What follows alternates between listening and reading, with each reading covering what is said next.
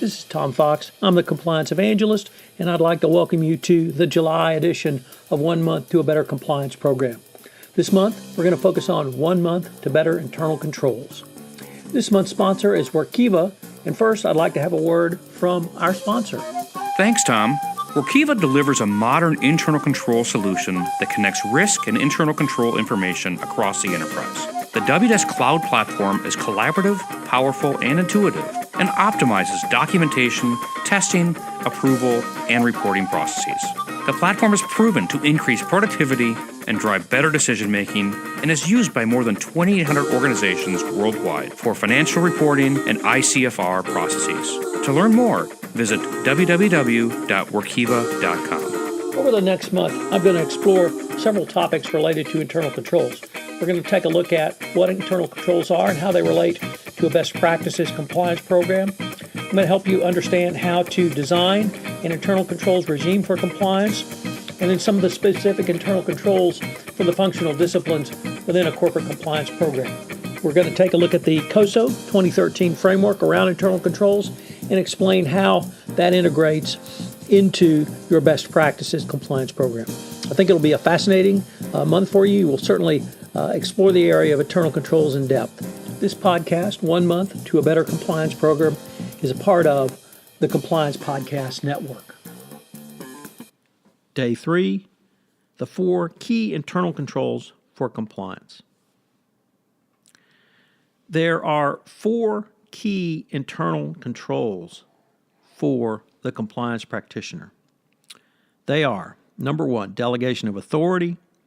Number 2, maintenance of the vendor master file. Number 3, contracts with third parties.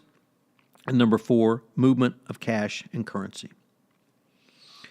A delegation of authority should reflect the impact of compliance risk, including both transactions and geographic locations, so that a higher level of approval for matters involving third parties and for fund transfers and invoice payments to countries outside the U.S. would be required within or inside of an organization. Quite often, a delegation of authority is prepared without much thought being given to compliance risks. Unfortunately, once a delegation of authority is prepared, it is not used again until it is time to update for personnel changes. It is often not available, not kept current, or does not define authority in a way even approvers could understand. Therefore, it is incumbent that a delegation of authority be integrated into a company's accounts payable processing system in a manner that ensures high-risk vendors' invoices receive proper visibility. To achieve this, you should identify vendors within the vendor master file so payments are flagged appropriately before they are paid. Furthermore, if a delegation of authority is properly prepared and enforced, it can be a powerful preventive tool for compliance. To support this, consider the following example. A wire transfer of X between company bank accounts in the United States might require approval of a finance manager at the initiating location and one officer. However, a wire transfer of the same amount of money to the company's bank account in Nigeria could require approval of multiple persons, including a finance person, someone in the compliance function, and a corporate officer.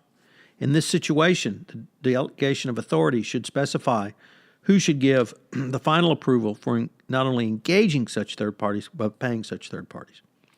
Moreover, the delegation of authority should address replenishment of petty cash funds outside the U.S., as well as approval of expense reports for employees who work outside the U.S., including those who travel from the U.S. to work outside the U.S. Next, the vendor master file.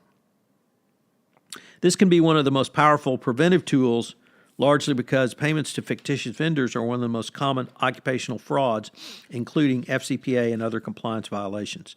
The vendor master file should be structured so that each vendor can be identified not only by the risk level, but also on the date on which the vetting was completed and the vendor received final approval.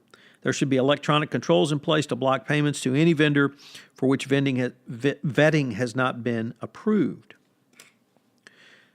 Vendor master controls are needed over the submission, approval, and input of changes to the vendor master file.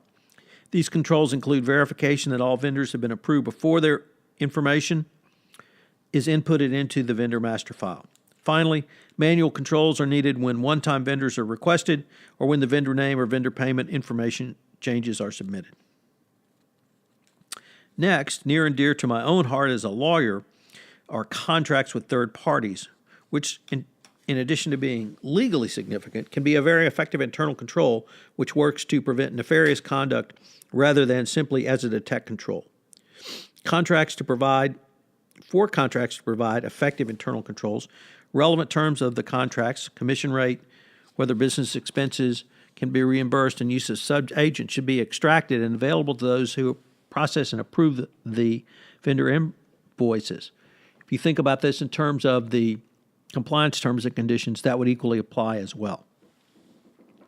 If there are non-conforming service descriptions, such as commission rates, etc., present in the contract terms, they must be approved not only by the original approver, but by a person so delegated under a delegation of authority for such issues. Unfortunately, such contracts are usually not or typically not integrated into an internal control system. They are left off to the side on their own, usually gathering dust in the legal file department, or I suppose now in a very soft copy, electronically stored. The Hewlett-Packard FCPA enforcement action was an excellent example of the lack of internal controls over the disbursement of funds and the movement of currency, because you had the country manager in Poland literally delivering bags of cash to a Polish government official to obtain or retain business. Think about this, because it was $600,000 paid out of the trunk of a car of the Poland country manager to a government official for a bribe to obtain contracts by HP in Poland. So the question, of course, is where did the country manager get that sort of money? All of the situations where funds can be sent outside the U.S., computer checks, manual checks, wire transfers, replenishment of petty cash, loans, etc., should be reviewed from a compliance risk standpoint. That within a given company structure, you need to identify the ways in which a country manager or even a sales manager could cause such funds to be transferred to their control and conceal the true nature of the funds within the accounting system. To prevent these types of activities, internal controls need to be in place. Here's yet another example. All wire transfers outside the U.S. should have defined approvals in the delegation of authority, and the person who executes the wire transfer should be required to give evidence, agreement of the approvals to the delegation of authority and wire transfer requests going out. In other words, they should always have dual approvals. Lastly, wire transfer requests going outside the U.S. should be required to include a description of proper business purpose. I think it's important to recognize that internal controls are really just good financial controls. Internal controls for third-party representatives should help detect fraud, which would prevent any bribery and corruption going forward. So what are today's 3 key takeaways? Well, number one, it's really 4, but I've got to say them again because there are really 4 key internal controls you need to have. Delegation of authority, maintenance of your vendor master file, contracts with third parties, and then movements of cash and currency across borders. Number 2, internal controls act as both detect but also prevent controls. And this is significant because what you want to move your compliance program to is beyond detection to prevention. Because if you can prevent something from either happening or an illegal act arising after indicia of nefarious acts have arisen, this is will protect your company more greatly. And finally, number 3, never forget that internal compliance controls are really good internal financial controls, and that they will help your company run not only more efficiently, but at the end of the day, more profitably. And when compliance can tie directly into corporate profitability, that not only is the holy grail of compliance, but it shows how operationalizing your compliance program will make you a better run company. I hope you've enjoyed day 3 of 1 month to better internal controls, and I hope you'll join me tomorrow for day 4. This is Tom Fox again. Hope you've enjoyed this episode of 1 month to better internal controls. If you've listened to this podcast on iTunes, I would greatly appreciate it if you would rate this podcast, as it would help in our rankings. Get the word out about the only 1 month podcast series, which enables you to design, implement, and enhance a better compliance program.